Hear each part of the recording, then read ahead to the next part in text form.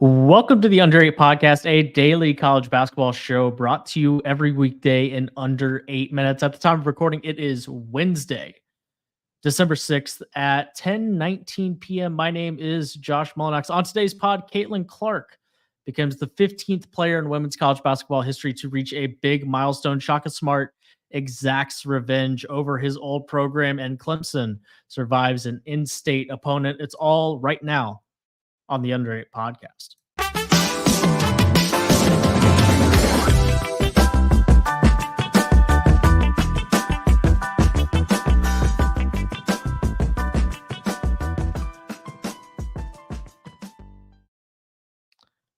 Josh Doering is here with me.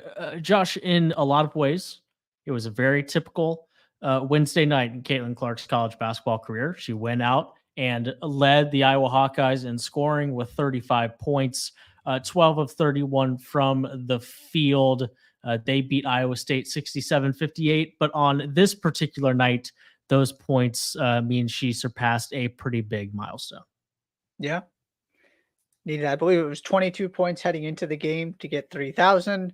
Became pretty clear pretty quickly that was going to happen. Mm-hmm. And as you said in the intro, 15th player to do so. Congratulations. Very cool accomplishment. 6 of 16 from 3. So field goal percentage, not all that impressive, but did shoot the ball really, really well. Iowa was down a point with 4:30 left and then proceeded to score 13 of the game's final 16 points. And I believe there's a 10-1 run in there, created some turnovers. Basically, Caitlin Clark just decided they weren't going to lose this game. Right. And so a tough test, an important win to add to the meetings with Kansas State and Virginia Tech as you get ready for Big Ten play here. They only shot 35% from the field. Only 2 of their starters scored more than 2 points. Now, they did get some good contributions off the bench, but it's not like this was a masterpiece in exactly how you draw it up all the way around. But Caitlin Clark was good enough. The Hawkeyes were good enough to get the win over their rivals. Yeah, they are probably they are spectacular in a lot of ways, and they make me nervous in a lot of ways. And we'll see how it kind of plays out over the course of the next few months or so. But on the other side of things, like you just mentioned, this game was in question with 4 minutes left, and they have the most important player on the floor in every single game that they play. And she is, of course, capable of doing whatever needs to be done to get Iowa over the hump. It's the way it's always been with Caitlin Clark at Iowa. So it's almost like no matter how many times you might wince at what the score is of an Iowa basketball game late in the fourth quarter, that you have to remind yourself of that she is the ultimate equalizer. The other thing, too, on a positive note, the 2 games against Kansas State, the game against Virginia Tech, your 3 toughest tests so far, they had given up at least 65 points in all of them. So I know Iowa State so far not quite on the same level, but to hold a team to 58 points, to hold a team under 60, when you know you have a player who can get you half of that on any night, is a good place to start defensively for a team that is clearly not known for their defense. So wanted to throw that out there as well. Definitely. We crunched the numbers before we went live here, and very real possibility that not only does Caitlin Clark join that prestigious club of 3,000 points in the women's game, but she very well could break Kelsey Plum's record of 3,527 points. The all-time leading scorer in women's college basketball history.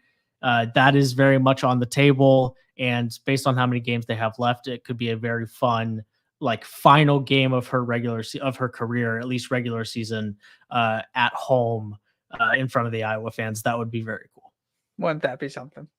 Very, very special. You know what's also very, very special is the revenge tour of one Shaka Smart. I mean, is there anything more satisfying than just beating up on an old program? 86-65, the number 8 Marquette Golden Eagles over the number 12 Texas Longhorns. This one got ugly quick and stayed ugly for approximately 40 minutes of college basketball. Let's just start by saying that there are not 5 spots that should be separating these 2 teams. That's probably fair. And also, Marquette kinda got dinged for the Wisconsin loss that may end up not actually being a bad loss. It looked bad at the time, right? So the AP poll had to react to it. It's just how it works. But this was not 2 teams on the same level. Just wanted to throw that out there from the beginning. If it makes you feel better, Marquette's 8th at KenPom and Texas is 27th. There we go. That's a bet. Yes, thank you. That does make me feel a little better. I just AP poll sometimes frustrates me, but yeah, Sometimes. and That's just this idea, just this idea of Texas decided what Shaka Smart was doing wasn't good enough, and now look at what Shaka Smart has done at Marquette. Now we can have a whole conversation about why he's a perfect fit and why he wasn't a good fit at Texas. There's more to that story, but yeah, when you have Tyler Kolek and Tyler Kolek does that, and defensively, you're really good. This is the 3rd time Marquette has held a ranked opponent to 65 points or fewer. The other 2 are Kansas and Illinois, not exactly shabby offensive teams. Sure. This defense is for real. You weren't losing this game with Tyler Kolek playing that way, and some Texas struggles just made it worse than it maybe was supposed to be. Yeah, I will continue. I was a little disappointed by their late game defense against Wisconsin. I thought it was too easy for the Badgers late in that game, but otherwise, they are the proof is in the pudding at this point. They're a top 20 defense at KenPom, and I think that communicates accurately on the floor. If you take out Max Asmus's 25 points on 10 of 19 shooting, here's how it looks. Longhorns were 15 of 41 from the field. If you took away Max Asmus's 3 of 8 from the 3-point line, the rest of Texas was 1 of 8 from downtown. If you take away Max Asmus's 25 points, the starting lineup would have tallied up a whopping 24 points in this college basketball game. I don't need to spell it out for you anymore. That you probably need a little bit more from the rest of your starting lineup if you want to compete with anybody of the caliber of Marquette. This is pretty simple here, and that's the obvious thing that jumps off the page when you look at the box score here. Yeah, and the question for me, what I loved about Texas last year had a lot to do with Serge Rice. Sure. And Marcus Carr. Serge Jabari? Yes. He was so good last season. It's going to kind of get lost in all of just the fact they didn't actually, make the Final Four or anything with the chaos of the season, but he was excellent.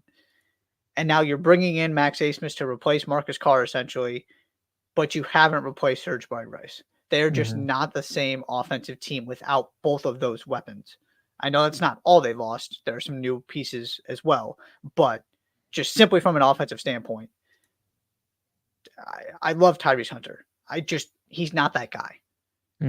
Yes, he can get you 18 points, but to have 2 guys going to score 20 and things like that, and Caden Shedrick isn't that guy.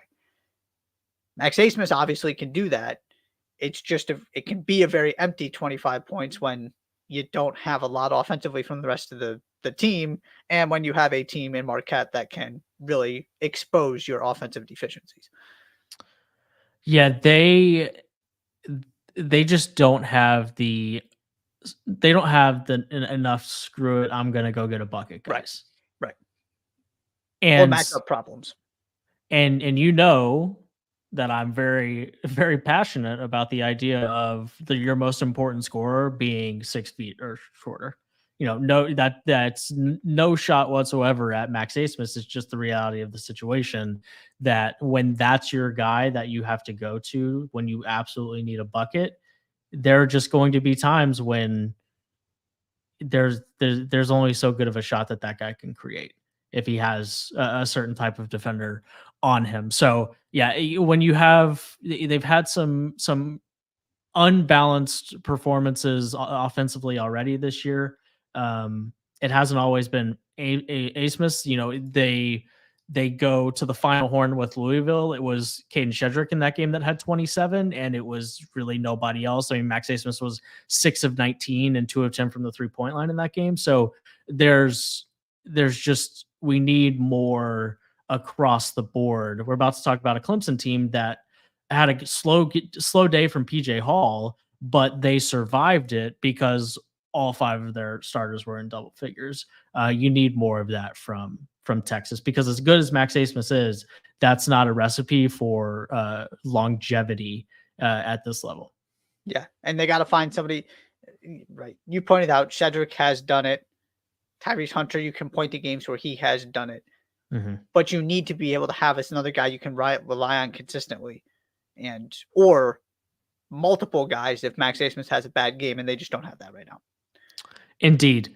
Speaking of the Clemson Tigers, 72-67, a little in-state matchup with South Carolina Gamecocks. And it was South Carolina early in this one, and they were up by 7 at halftime before Clemson opened up the floodgates, brought it back, and ultimately won this one in the second half. Yeah, 49 second half points. Sure. And they did concede 37, but some of those came from a foul that was completely unnecessary with 3-point-something seconds left. One of those was a Michi Johnson 3 that didn't really matter. So, yeah, they figured out the offense in the second half. Like you said, the big story here is that PJ Hall had a fine but uninspiring game, way below what you expect from him. And all 5 starters still had between 10 and 15 points. Chauncey Wiggins was really, really good, which is not something you're exactly counting on, but he delivered in a very convenient game where PJ Hall wasn't giving you 20 points. It was just really, really good from the entire starting lineup. And the other thing for me, every time I watch Ian Shefflin, that dude just makes things happen. He just does things. Yeah. Yes.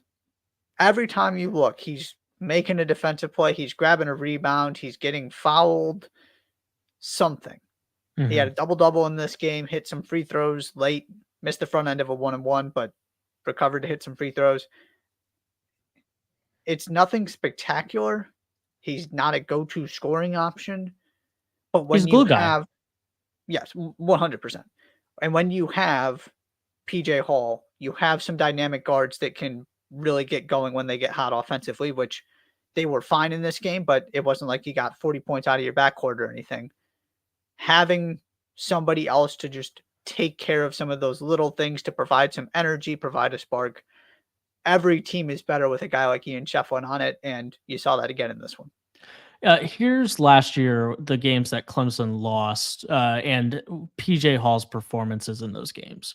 13 points, 19, 28. That's kind of a little bit of an outlier. Some losses to North Carolina, Miami, of Florida, with some good performances, but they lose to Boston College. He has 9 points. They lose to Loyola Chicago early in the season. He has 7 points. They lose to Iowa in a game where he only plays a handful of minutes and doesn't score. You know, it was ultimately for Clemson last year. It ultimately, like, they stumbled down the stretch a little, and what we thought was, you know, a lock to be a tournament team kind of faded away down the stretch. If they can win games this year against, and it doesn't have to be we beat North Carolina on the road in a game that PJ Hall had a bad night. It just needs to be, you know what, we played like a really solid, maybe not really, maybe that's stretching it a little bit, but we played a solid South Carolina team that's off to a good start, and our best player wasn't great, and we didn't walk away with a blemish on our resume. And then you add a couple things like, hey, we beat Alabama in non-conference play in the SEC ACC challenge, and then you're really starting to put a resume together that doesn't depend on you doing something like beating North Carolina on the road, or beating Duke on the road, or doing really well in those opportunities, because you're not shooting yourself in the foot as many times throughout the year. From the South Carolina standpoint, real quick, they did have a couple chances to make it a 1-possession game. And I mean, Clemson had a 5-second call with timeouts remaining.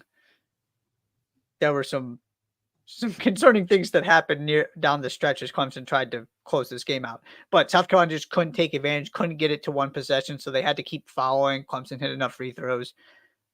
And that's a tough place to play against a team that I firmly believe is one of the 25 best in the country. Obviously, they're now ranked with the week they just had, getting a couple high major wins. You add another one here. But of course you want to win the game. But for Lamont Paris, you've got to feel pretty good about the performance. Really good first half. Okay, Clemson's offense came alive in the second half. Michi Johnson was good. This is a real South Carolina team. You can see the progress that's being made. That's not a game you expect to win. And if you're Clemson, you should beat, we'll just call them average SEC and ACC teams at home. Mm-hmm. That's just the level of talent Brad Bunnell has at his disposal. So absolutely no shame in this loss for South Carolina. If you can take a positive, if you're somebody who believes in moral victories, I would argue this was one. To go into that building against that team right now and have a good show. Yeah, absolutely. Last thing, Clemson's 8-0. On January 14th last year, they beat Duke. We're 15-3, 7-0 in conference. When we get to January 15th this year, is Clemson 15-3 or better? Without actually looking at the schedule. So that would be TCU, Memphis, Queens, Radford, Miami, Florida, North Carolina, Virginia Tech, Boston College, Georgia Tech. That would be the stretch. They got all the good teams in the ACC up there. I guess not Duke, but and Virginia Tech's away, and so is Miami. Yeah. I could absolutely see a world where they only lose 2 or 3 of those games. Yeah. It's just one of those things where I'm looking back and like, this is a completely different start from last year. But the thing that kind of vaulted them into the spotlight a year ago was the fact that they started 7-0 in conference and ultimately 10-1 in ACC play. So I'll be curious. That was such a bad ACC though. Sure. I mean, but regardless, that still was, it wasn't the start last year. So if they can do something at least even comparable through the first 7 games this year, whether it's 6-1 or 6-2 through 8, whatever it is, then they'll be in a solid spot. And this is a much tougher schedule as well. Indeed. So positives on both sides there. They beat basically nobody through those games other than Duke last year. And that's obviously not the case here. Alrighty, that's all we got for you for the Under 8 podcast. It is Wednesday, December 6th, 10:37 p.m. Be sure to subscribe to the podcast wherever you listen to your shows. Follow the Under 8 pod on Twitter, TikTok, and YouTube. We'll be back for our final show of the week tomorrow night. As always, thank you so much for being here, and we will see you tomorrow.